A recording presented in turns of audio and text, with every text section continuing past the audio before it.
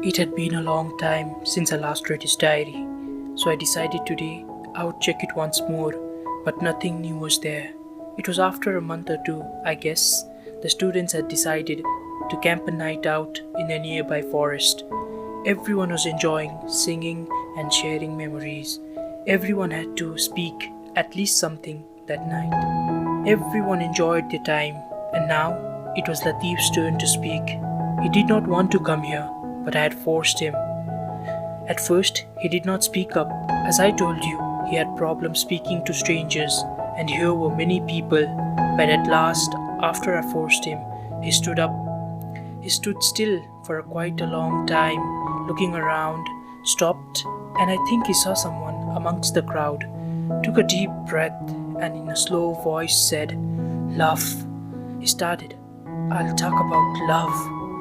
He stopped again, and then came these words, "Love, a thing that feels different now." I thought it is a long journey for a heart to fall in love. I was wrong. It does not take even few moments to fall in love. Love, not only for beauty, but for everything. Things change. That scares now more than it used to. Flowers feel more beautiful, even with the thorns that I used to hate. Every touch of the raindrop to feel more soothing to the heart. The songs of birds in the morning to remind me of the lady that I love. The lady with the pleasing voice which touches the heart through my ears. Stop the passing time and set out my tears and replace with a pleasant smile.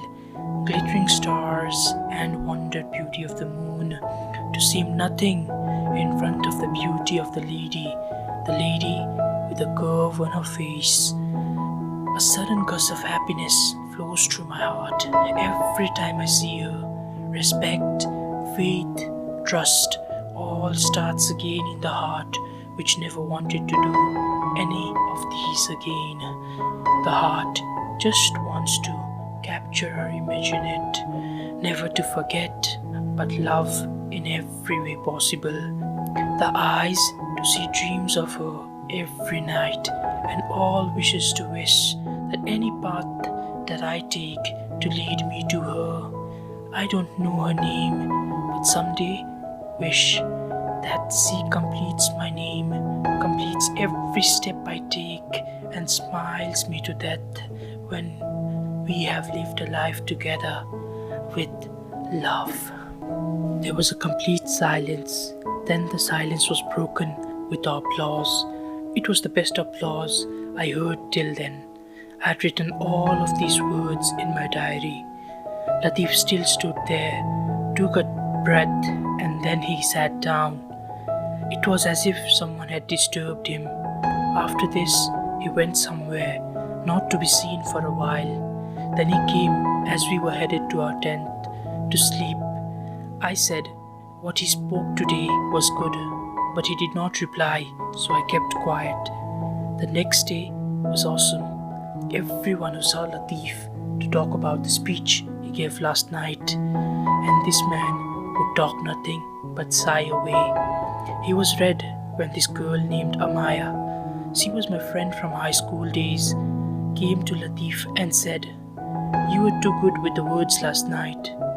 "Latif, is it?" she completed after stopping for a while.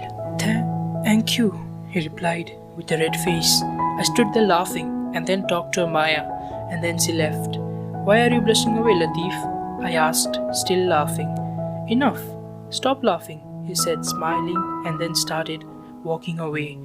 It was one of the best days in this college for me. The night was an unusual one. During dinner, Latif asked me about Amaya. It was quite surprising that a person who never asked about any person today asked me about a girl. I suspected that she was the girl he wrote about in his diary. I smiled, actually controlling my laughter, as he never talked about anyone, and then said, "It was Amaya, my friend from high school." "Thank you," he said, and started eating again. I asked him that if something was bothering him. He said nothing, and then after finishing our dinner, we went to our rooms. I thought I would read something new in his diary, so I tried to find it but had no luck, so I went to sleep.